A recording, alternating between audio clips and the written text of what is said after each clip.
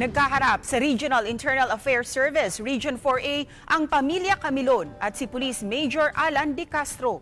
Ang detalye sa report ni Denise Abante ng GMA Regional TV, Balitang Southern Tagalog.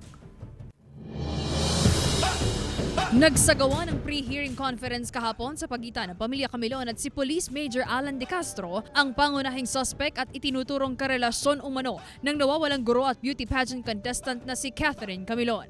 Isinagawa ang conference upang makapag-usap ang dalawang partido hinggil sa kasong administratibong isinampa ng Regional Internal Affairs Office 4A laban kay Major De Castro. Itong admin proceeding na ito ay basically nire-resolve to within 30 days.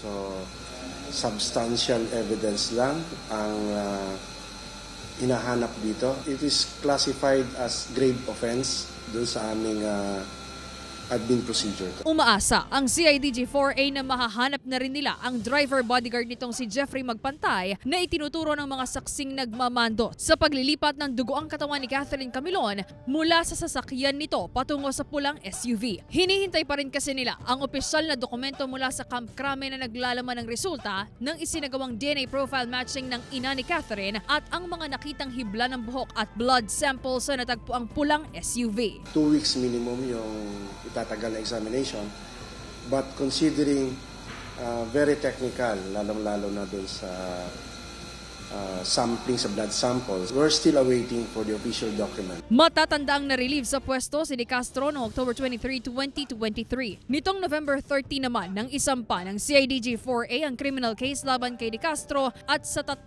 iba pa na suspect sa pagkawala ni Catherine Camilon. Mula sa GMA Regional TV, Balitang Southern Tagalog, Denise Abante. Nagbabalita para sa GMA Integrated News.